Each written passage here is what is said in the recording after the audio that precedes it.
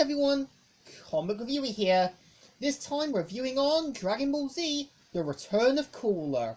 Now, as you know, Dragon Ball Z, The Return of Cooler, all known in Japan, Dragon Ball Z Clash, Power of 10 Billion Warriors, is a 1992 Japanese anime science fiction martial arts film, and the sixth film to be in the Dragon Ball Z film series, as well as being the first Dragon Ball Z film to have a sequel.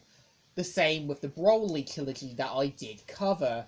Now, the premise of the movie is meant to be about how the Namekians have now settled on New Namek, and as soon as they start to enjoy their new life, they are attacked by a giant sort of space-like device known as the Big Gay Star. And of course, this relies on Goku, Gohan, Krillin, Piccolo, Ulon, Yajirobe, and Master Roshi to arrive and help deal with the dangerous threat. Now, I kind of feel the film does seem to really throw Ulon and Yajirobe as kind of like comedy characters, because they could have used Yamcha, they could have used basically Tien, and so on. So after Goku and the others arrive on Namek, they end up meeting an old face known as Cooler, who is now known as Metacooler.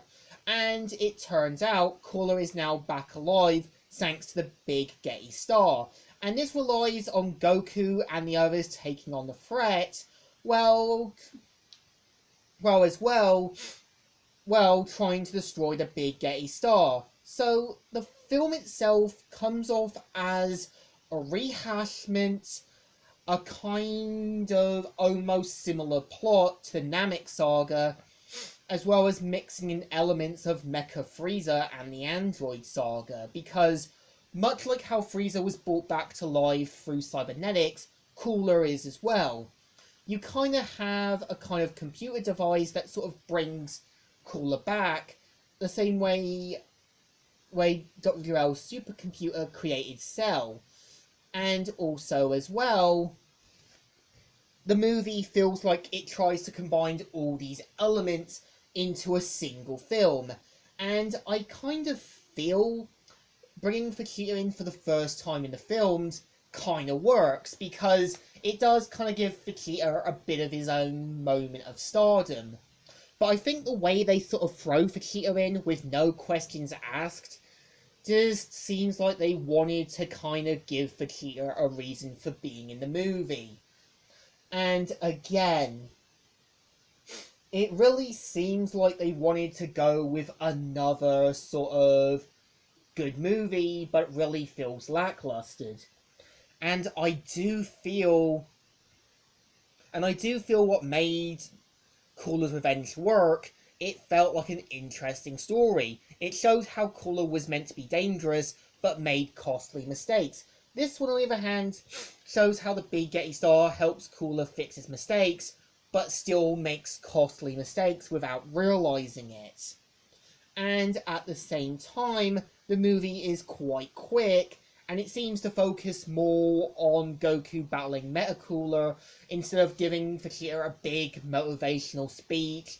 It doesn't basically feel like its own original film. It just reuses the same elements. And for me, if I was to sort of redub it, I would have had it take place in between the 7 years before Goku came back during the Majin Buu saga.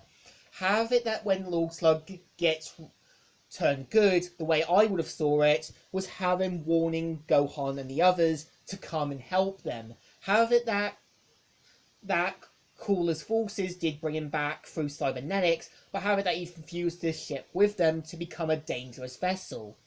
This would have been a bit better, but again, it comes off as another thrown in Dragon Ball Z film. And again, it would have been better to have seen Gohan, Goku, and the others having a barbecue, But when danger calls, have them decide to go, have Chi-Chi sort of be the kind of mothery character.